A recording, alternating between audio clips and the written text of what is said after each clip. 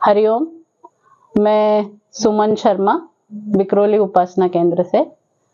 मैं बापू के साथ जुड़ी थी 2003 से।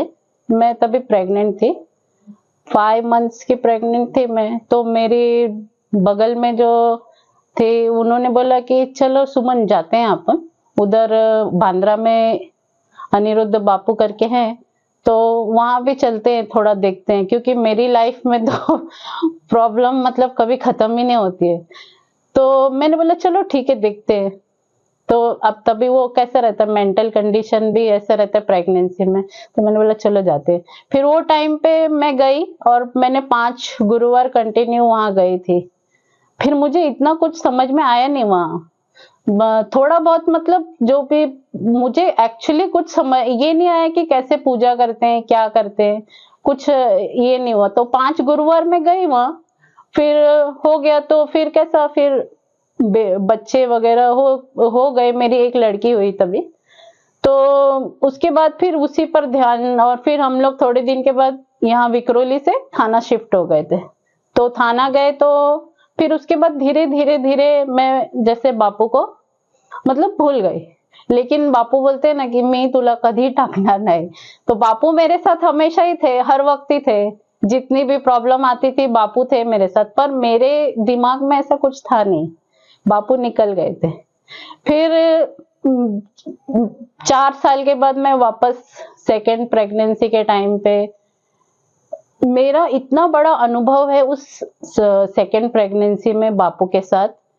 और इस चीज का भान जो है मुझे विक्रोली, जब मैं वापस कोविड में विक्रोली वापस यहाँ शिफ्ट हुई, उसके बाद मुझे ध्यान आया कि अरे ये चमत्कार तो बापू के अलावा कोई नहीं कर सकता है।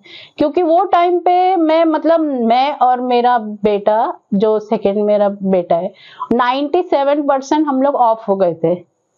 मेरा बीपी 270 हो गया था और किसी भी हॉस्पिटल में हमको नहीं लिया था। 6 हॉस्पिटल चेंज करने के बाद मेरे पिताजी ने 7वें हॉस्पिटल में उसमें एडमिट कराया और फिर बोला कि चलो देखते अभी क्या होता है। लेकिन उस हॉस्पिटल में पता नहीं कैसे क्या डॉक्टर ने फिर एक गायनेकोलॉजिस्ट को बुलाया, और उस वक्त जो है 97% हम लोग ऑफ हो गए थे। सुबह 4:30 बजे से बीपी हाई हो रहा था और शाम को 6:30 बजे मेरा ऑपरेशन हुआ है। तो इतना 12 घंटे तक सरवाइव करना कम नहीं था कि मतलब 12 घंटे तक उस बेबी ने भी सरवाइव किया और मैंने भी किया। फिर ऑपरेशन हुआ, मैं थोड़ा 1.5 दिन कोमा में भी थी उसके। और इस बीच में जब मैं प्रेग्नेंट थी तो उस वक्त बापू ने मेरे साथ चमत्कार किया था कि बापू को पता होगा कि तेरे ऊपर इतनी संकट आने वाली है। तो हमारे बगल में एक साईं बाबा का मंदिर, बहुत बड़ा मंदिर था। तो मैं क्या करती थी, रोज शाम का आरती के टाइम वहां चली जाती थी, क्योंकि बगल में ही था।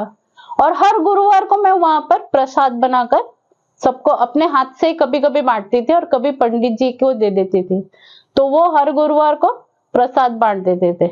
इतना बापू ने मुझे सद्बुद्धि दिया, और वो जो मेरा किया हुआ पुण्य था वो मुझे और मेरे बेटे को लगा, और हम लोगों की जान बच गई। उस वक्त ये बहुत बड़ा चमत्कार था, क्योंकि सबको ही पता था कि ये तो बचने वाली नहीं है। और मेरे हस्बैंड भी तभी यहाँ थे नहीं, वो गुजरात में थे।